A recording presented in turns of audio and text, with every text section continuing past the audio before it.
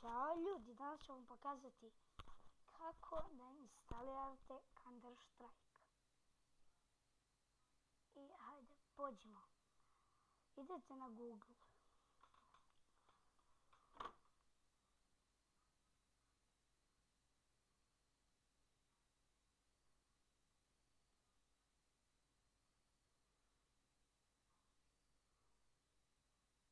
Hajde bre.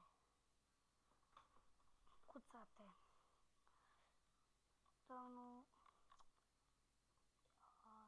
On. Oh!